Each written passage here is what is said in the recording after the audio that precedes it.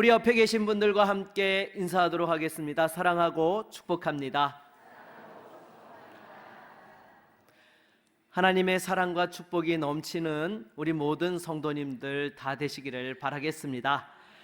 여러분, 우리가 인생을 살다 보면 얕은 곳과 깊은 곳이 있습니다. 이것이 무슨 말씀인가 하면은요, 여러분, 얕은 곳이란 루틴하게 이루어지는 일상을 말합니다.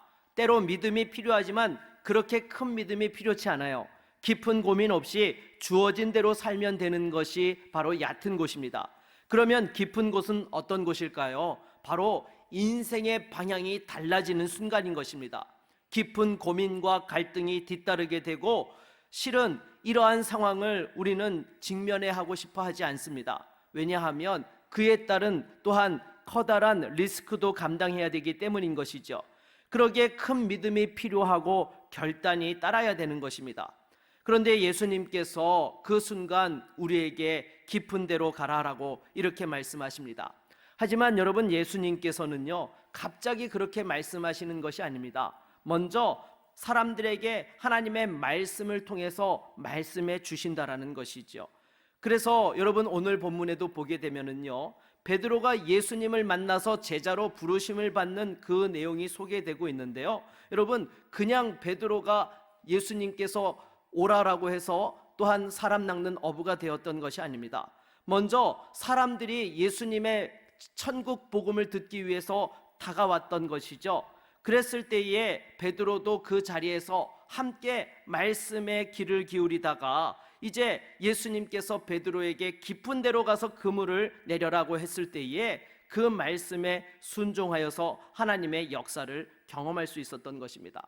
물론 여러분, 그것은 자신의 경험과 상식을 내려놓는 일이었지만은 순종하고 나아갔을 때에 놀라운 기적을 체험하게 되었던 것이죠.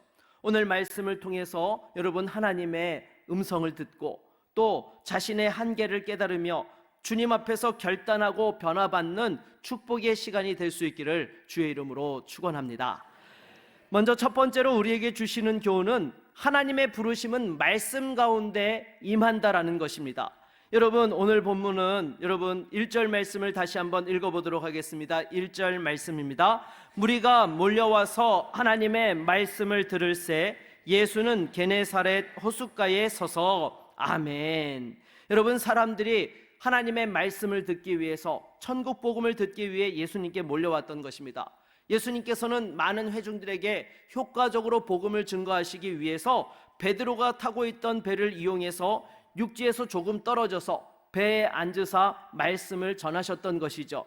그러니 여러분, 베드로도 그 말씀을 들었겠어요? 안 들었겠어요? 들었죠. 자기 배에서 예수님께서 앉아서 말씀을 전하시는데 어떻게 안 들을 수 있었겠습니까?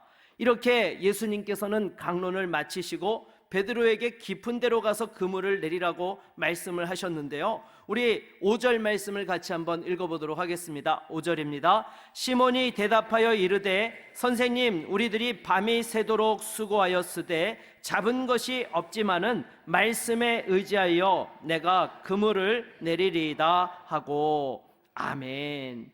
여러분, 이것은 어부들에게는 상식적으로 맞지 않는 행동이었습니다. 왜냐하면 여러분, 이 갈릴리 호수의 어부들은요, 주로 밤에 얕은 곳에서 이렇게 놀고 있는 물고기를 잡는 그러한 이 어법을 썼기 때문인 것이죠. 왜냐하면 해가 지게 되면은 수온이 올라가요, 내려가요? 내려갑니다. 그러니까 이 물고기들이 상대적으로 좀 따뜻한 수면 근처로 나와서 거기서 먹이를 찾기 때문에 아무래도 깊은 곳에 있는 고기를 잡는 것보다는 얕은 곳에 있는 고기를 잡는 것이 쉬우니까 밤에 그와 같이 고기를 잡았던 것입니다. 그러니까 여러분, 베드로 입장에서는요, 해가 떠서 이렇게 낮에 깊은 데로 가서 그물을 내린다라는 것은 이게 상식적으로 맞는 일이에요? 틀리는 일이에요? 네, 틀린 일이죠. 그러나 이 베드로는 말씀에 의지하여 순종했던 것입니다. 여러분, 왜 베드로가 자기 경험과 상식을 내려놓고 이와 같이 순종했던 것일까요? 그것은 바로 앞서서 선포되었던 천국 복음의 은혜를 받았기 때문인 것입니다. 하나님 말씀을 들을 때에 은혜를 받고 믿음이 생겨났기 때문에 자기 상식과 경험과 다름에도 불구하고 순종하며 나갈 수 있었던 것이죠. 사랑하는 여러분, 하나님의 역사는요, 말씀의 자리에서부터 시작되는 것입니다. 하나님께서는 항상 큰 일을 행하시기 전에 우리에게 무엇부터 주세요? 말씀부터 주세요. 우리가 그 말씀을 붙잡을 때에 우리 안에 믿음을 주시고 또 감당할 수 있는 능력도 더하여 주셔서 그 하나님의 역사에 순종하며 쓰임받게 되는 것입니다. 그래서 여러분, 악한 마귀가 우리를 넘어뜨릴 때 가장 잘 쓰는 방법이 무엇입니까? 말씀의 자리에 있지 못하게 하는 것입니다. 어떤 형태로든지 사건 사고를 일으켜서 말씀의 자리에 못 나오게 한다든지, 또 심령이 상해서 말씀의 자리에 나와 있음에도 불구하고 그 말씀을 제대로 듣지 못하게 한다라는 것입니다. 그래서 여러분, 주일 예배는요, 단순한 자리가 아닙니다. 우리가 하나님을 만나고 주의 음성을 듣는 자리이자 동시에 어떤 자리예요? 치열한 영적 전투의 현장이라는 것입니다. 그래서 여러분, 성령께서는요, 우리 각 사람에게 감화감동 교통하여 주시사 하나님의 뜻을 밝히 깨닫게 하시고 은혜를 주시는 역사를 하고 계시는가 하면은요, 반면에 악한 마귀는요, 그 말씀의 은혜를 싹 다 빼앗아 가려고, 예배당 문을 열고 나가는 순간에 절대로 못 가지게 하려고 그렇게 수단과 방법을 가리지 않고 공격한다라는 것입니다. 그래서 여러분, 무엇보다도요, 여러분, 우리가 예배할 때에 그냥 예배 시간에 와서 드리는 예배가 아니라 우리가 예배를 위해서 기도하고 선포된 말씀을 사모하며 하나님 앞에서 영적으로 무장할 때에 하나님이 기뻐 받으시는 예배를 드릴 수 있는 것이고, 그 예배 가운데 주시는 하나님의 음성을 붙잡게 되는 것입니다. 그래서 여러분, 저도요, 목회자로 이렇게 쓰임을 받게 된 것이요, 그냥 가만히 있다가 하나님 앞에 서원 기도해서 이 자리까지 온 것이 아닙니다. 고등학교 1학년 때에 교회에서 기도원으로 수련회를 갔습니다. 그때 고린도전서 10장 31절 말씀에 은혜를 받았는데요, 우리 한번 같이 읽어볼까요? 그런즉 너희가 먹든지 마시든지 무엇을 하든지 다 하나님의 영광을 위하여 하라. 아멘. 여러분, 이 말씀은 실은 고린도 교회에서 우상 앞에 드려졌던 그 제물 고기를 먹을 것인가 말 것인가로 서로 다투었던 것이죠. 그랬을 때에 사도 바울이요, 믿음이 강한 자들을 향해서 너희들이 믿음이 있다고 해서 없는 자들을 정죄하지 말고 그들을 위해서 또한 하나님의 영광을 위하여서 당신들이 좀 이렇게 뒤로 물러설 것을 이야기하였던 것입니다. 그리고 또한 그것을 구별하려고 하였던 믿음의 성도들을 향해서도요, 중요한 것은 하나님의 영광을 위하는 것이다 라고 이렇게 이야기하며, 그런즉 너희가 먹든지 마시든지 무엇을 하든지 다 하나님의 영광을 위하여 하라라고 이렇게 말씀하였던 것이죠. 제가 이 말씀을 들으면서 고등학교 때 가장 큰 깨달음을 받았던 것이 무엇인가 하면, 인생의 가장 중요한 가치가 하나님의 영광이구나. 나의 좋아하고 싫어하는 것, 사람들이 어떻게 평가하는 것이 우선이 아니라 하나님의 영광을 가지고 세상을 바라보아야 되고 하나님의 영광을 위해서 인생을 살아야 되는구나. 제가 거기에 큰 은혜를 받은 거예요. 그래서 한 달이 넘게 제가 하나님 앞에 고민했습니다. 하나님, 제가 어떻게 살아야지만 하나님 영광을 위해서 살 수 있는 것입니까? 제가 무엇을 해야 되는 것입니까? 저한테 밝히 깨달아 주게 하시고 은혜를 달라고 계속해서 기도하던 가운데에 목회자의 길을 서원하게 되었던 것입니다. 그런데 만일 여러분, 제가 목회의 길이 어떤 길이었는지 미리 알았다면 감히 서원을 못했을 것 같습니다. 하지만 하나님께서 말씀으로 저를 움직이게 하셨고 또 그 기도를 기뻐 받으셨던 것이죠. 그래서 여러분, 저희 아이들이요, 초등학생 때 한 말이 있습니다. 무엇인가 하면, 아빠를 사랑하고 존경하지만 목사님은 절대 안 된다고 하는 거예요. 그래서 야, 그래도 아들이 셋인데 라고 했더니 자기들끼리 막 상의를 하는 거예요. 그러더니 야, 그래도 아빠가 목사님인데 우리 중에 한 명이 해야 되지 않겠어? 라고 하면서 첫째가 둘째 보고 네가 나중에 목사님 돼. 그러니까 둘째가 가만히 있다가 아니야, 막내가 하는 게 좋을 것 같아. 막내는 아빠가 너무 힘들어서 난 못해 라고 이렇게 셋 다 이렇게 감당할 능력이 없다라고 이야기를 했던 것입니다. 여러분, 초등학생 눈에도 목회자가 힘들게 느껴졌었나 봐요. 하지만 중요한 것은요, 하나님께서 말씀하시는 은혜의 자리에 있어야 하는 것입니다. 그래야 상처도 치유받고 능력도 받고 새로운 사명도 감당할 수 있는 것입니다. 무엇보다도 여러분, 말씀의 자리를 사모하고 은혜 받는 성도가 될 수 있기를 바라겠습니다. 우리 옆에 있는 분들과 한번 이렇게 인사하실까요? 말씀의 자리에서 은혜 받읍시다.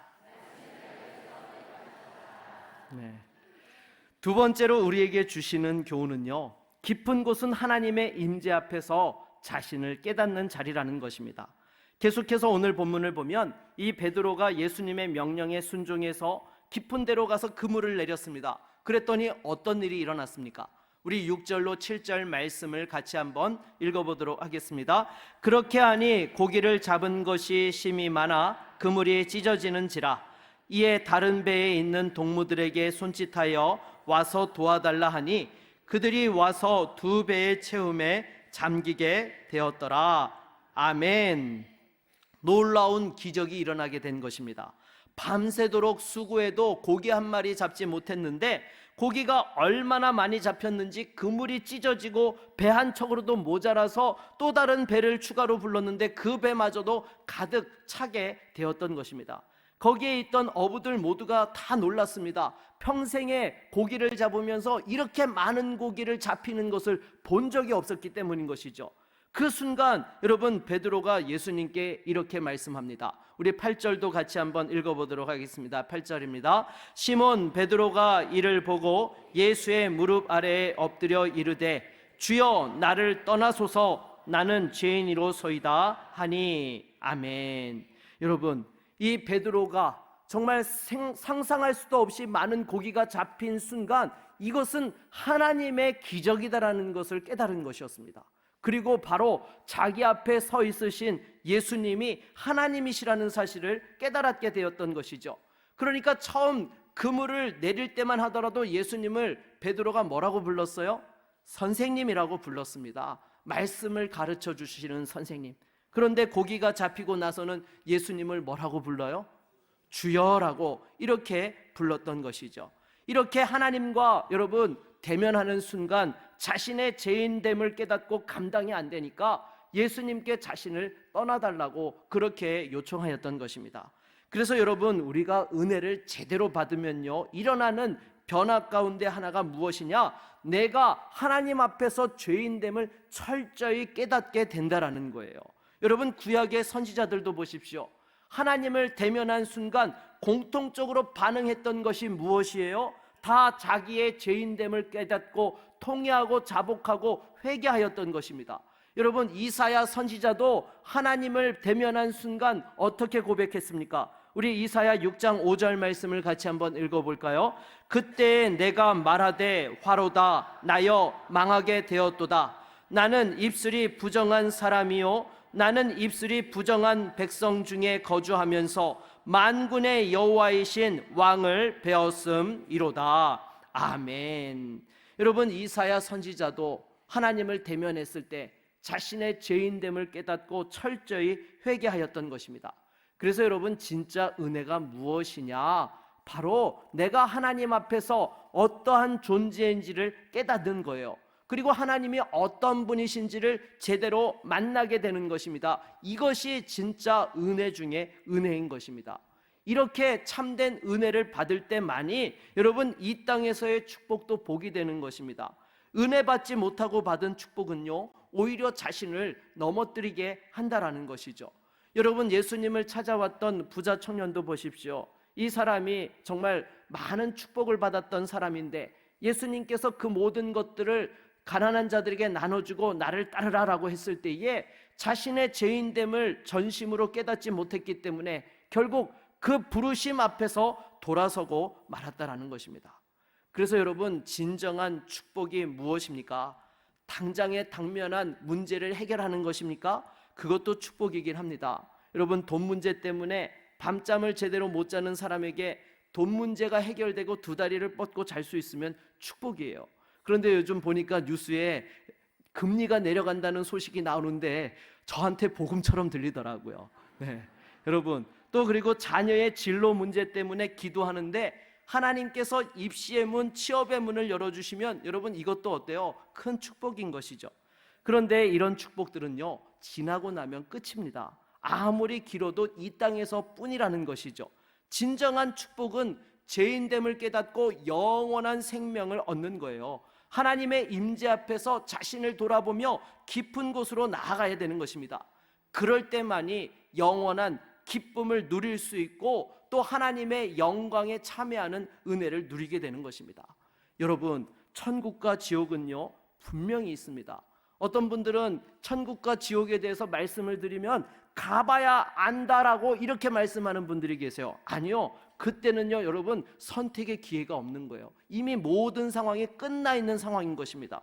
그러기에 여러분, 예수님께서 이 땅에 오셔서 공생애를 사시며 처음 선포하셨던 메시지도 무엇이었습니까? 회개하라, 천국이 가까웠느니라 라고 이렇게 말씀을 전하셨던 것입니다. 회개할 때만이 천국에 들어갈 수 있기 때문인 것이죠. 밤새도록 고생하였지만 고기 한 마리 잡지 못했던 이 베드로가 예수님을 통해서 이 만선의 기쁨, 물고기를 잡는 것만 축복을 누린 것이 아니라 자신의 죄인됨을 깨닫고 진정한 변화를 경험하였던 것입니다. 여러분, 이것은요 처음 예수 믿을 때만 필요한 것이 아닙니다. 사도 바울이 다메섹 도상에서 예수님을 만나고 변화받아서 일평생 이방인의 사도로서의 사명을 감당했잖아요. 그런데 여러분, 이 이방인의 사도로서의 사명을 감당하는 그 여정은요 결코 쉽지 않았습니다. 복음을 전하다가 감옥에 갇힌 것은 기본이고 매를 맞고 심지어 여러분 배가 파손해서 죽을 뻔하고 또 강도를 만나고 거짓 형제에게 또 속아서 엄청난 고통과 어려움들을 당하였던 것입니다. 그럼에도 한결같이 그 믿음의 경주를 완주할 수 있었던 비결이 무엇이었느냐? 디모데전서 1장 15절을 같이 한번 읽어보도록 하겠습니다. 같이 읽겠습니다. 밑보다 모든 사람이 받을 만한 이 말이요, 그리스도 예수께서 죄인을 구원하시려고 세상에 임하셨다 하였도다. 죄인 중에 내가 괴순이라. 아멘. 여러분, 사도 바울이 이방인의 사도로서 사명을 감당하다가 그 힘들고 어려운 순간에도 무너지지 않았던 비결이 바로 내가 죄인 중에 괴수였는데 하나님의 은혜로 여기까지 왔고 이 사명을 감당하고 있다는 사실을 깨달을 때에 끝까지 승리할 수 있었던 것이죠. 사랑하는 여러분, 우리도 마찬가지인 것입니다. 절대로 지금의 나를 보고 여러분 교만해지면 돼요, 안 돼요? 안 됩니다. 우리가 하나님의 은혜가 아니었다면 영원한 지옥불에서 영원토록 고통받아야만 했던 그런 존재들이었던 것이죠. 하나님께서 원수되었던 우리를 구원하사 이 자리에서 예배하고 섬기며 쓰임받을 수 있게 해 주신 것입니다. 여러분, 우리 옆에 있는 분들과 인사를 하실 때 이렇게 한번 인사해 보도록 하겠습니다. 자기 가슴을 치면서요, 죄인 중에 괴수가 은혜로 삽니다. 네, 여러분, 무엇보다도 이 사실을 잊지 않고 늘 하나님의 은혜 가운데 거할 수 있는 저와 여러분 모두가 되기를 주의 이름으로 축원합니다. 세 번째로 우리에게 주시는 교훈은요, 이 하나님의 부르심을 받으면 과감하게 결단하고 따라야 한다라는 것입니다. 여러분, 베드로는 예수님을 만나고 두려워할 때에 우리 주님께서 한 번 더 말씀하시죠. 우리 10절 예수님이 하신 말씀 같이 읽어볼까요? 무서워하지 말라, 이제 후로는 내가 사람을 취하리라 하시니. 아멘. 여러분, 예수님께서 바로 베드로에게 사명의 자리로 불러주셨던 것입니다. 이렇게 제자로 부르실 때에 베드로만 따라 나섰던 것이 아니라 옆에 있던 야고보와 요한까지 모두가 모든 것을 버려두고 예수님을 따랐던 것이죠. 여러분, 이들은요 예수님을 따르는 일에 조금도 주저하지 않았습니다. 즉각적으로 순종했어요. 여러분, 이것이 중요한 것입니다. 하나님이 부르시면은요, 하나님 조금 나중에 할게요, 저 지금 바쁘니까 조금만 더 생각할 시간 좀 주세요, 이렇게 하는 것이 아니라 내가 여기 있사오니 라고 즉각 반응해야 한다라는 것입니다. 얼마 전에 탄자니아에 선교사로 다녀왔던 목사님을 만나게 되었습니다. 이 목사님은 원래 사업을 하셨던 분이셨는데요, 효성그룹과 비즈니스 파트너로 아파트 아이라는 프로그램을 개발하신 분이세요. 그래서 여러분들이 요즘 이렇게 잘 사용하시는 앱 가운데 배달의 민족이라는 앱이 있을 것입니다. 스마트폰으로 이 광고로 돈을 버는 비즈니스 모델인데요. 사실 이것을 최초로 개발하신 분이 이 목사님이셨다라는 것입니다.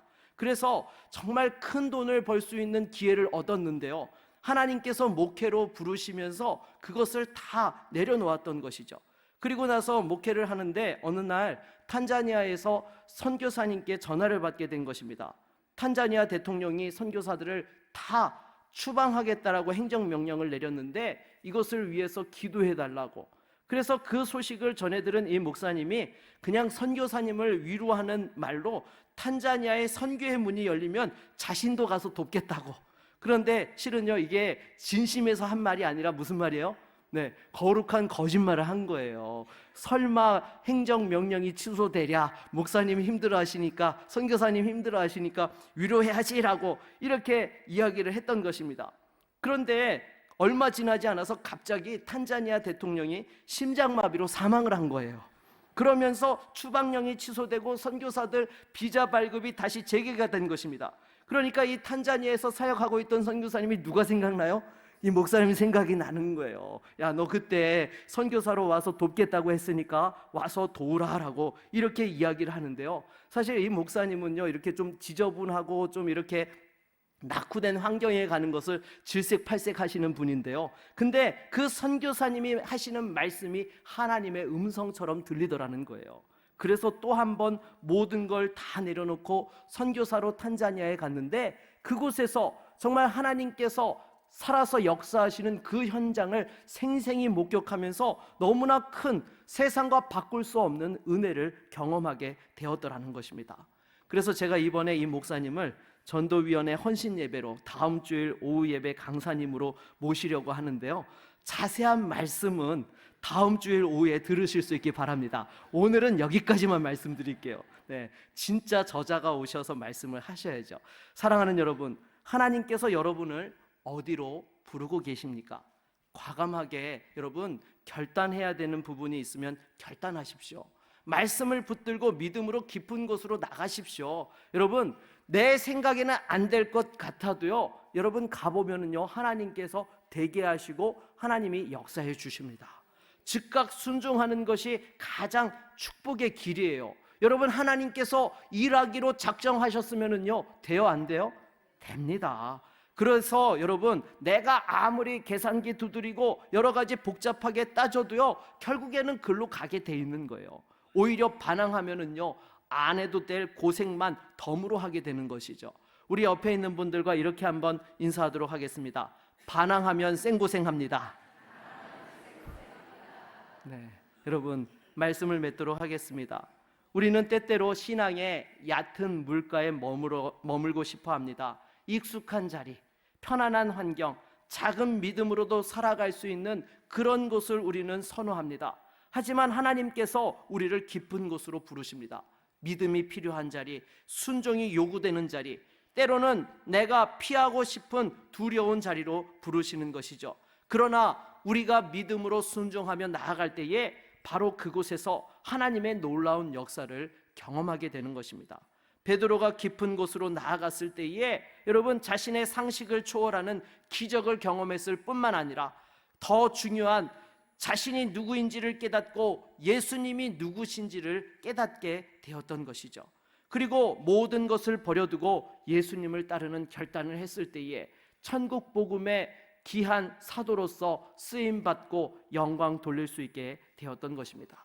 사랑하는 여러분, 지금 하나님께서 여러분을 어디로 부르고 계십니까? 주의 음성이 들릴 때에 즉각적으로 순종할 수 있기를 바라겠습니다. 내 생각으로는 어렵고 힘들다라고 보여지지만은요, 답이 없어 보이지만 하나님께서 예비해 놓으신 곳에는 반드시 길이 있고 응답이 있고 역사가 있는 곳입니다. 다시 한번 이 세상을 사는 동안에 그 하나님의 부르심에 결단하고 순종하여서 참된 진리와 은혜로 승리하며 쓰임받는 믿음의 종들이 다 될 수 있기를 주의 이름으로 축원합니다. 우리 한번 같이 찬양하고 말씀을 의지하여 기도하겠습니다.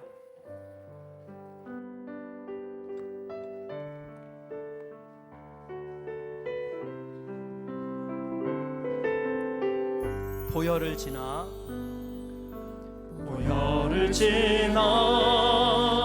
하나님 품으로 보혈을 지나 아버지 품으로 보혈을 지나 하나님 품으로 한 걸음씩 나가네.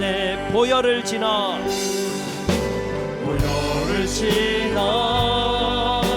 하나님 품으로 보혈을 지나 아버지 품으로 보혈을 지나 하나님 품으로 한 걸음씩 나가네.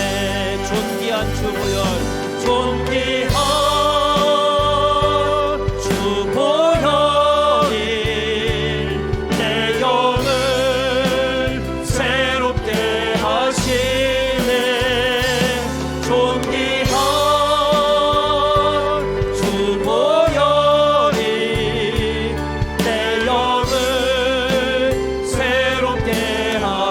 존귀한 주 보혈, 존귀한 주 보혈이 내 영을 새롭게 하시네. 존귀한 주 보혈이 내 영을 새롭게 하네. 여러분, 이 시간 말씀을 의지하여 함께 기도합시다. 하나님 앞에서 우리가 지금 결단해야 되는 부분들이 있습니까? 말씀 앞에서 주저하고 있는 부분들이 있습니까? 아니요. 여러분, 하나님 앞에 솔직하게 나아가십시오. 우리 주님을 만나는 것이 우리에게 가장 큰 생명이요 축복이 됩니다. 이 시간 주여 우리 가운데 역사하여 주시고 결단하며 다시 한번 나아가게 하여 주시옵소서. 우리 함께 같이 주님 찾고 기도하며 나아갑니다. 주여, 하나님 아버지, 이 시간 주님 하나님께서 다시 한번 우리에게 주시는 생명의 말씀을 통하여 주님 다시 한번 믿음의 결단과 순종이 있고 깊은 곳으로 나아가는 주의 성도들이 되게 하여 주시옵소서. 주여, 무엇보다도 우리 가운데 역사하시는 그 하나님을 통하여서 다시 한번 내가 하나님의 은혜 없이 살 수 없는 존재임을 철저히 깨닫게 하여 주시옵시고 죄인 중에 괴수라는 그 사실 다시 한번 깨닫고 은혜 위에 은혜를 경험할 수 있는 복된 성도들이 되게 하여 주시옵시며 내 힘과 능력으로는 할 수 없지만 다시 한번 주님 말씀 앞에서 결단할 때에 새해를 행하시는 그 주님을 보게 하여 주시옵소서. 할 수 있거든이 무슨 말이냐? 믿는 자에게 명치 못함이 없느니라 말씀하신 주의 음성을 붙들고 나아갑니다.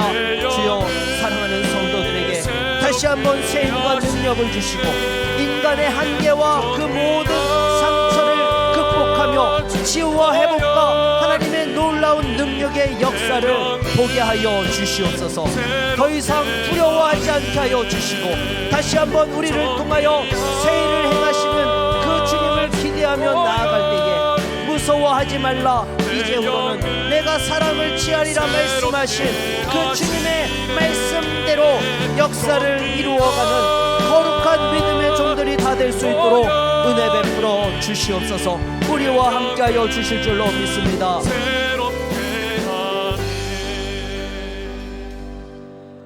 예수 그리스도의 이름으로 기도드립니다. 아멘.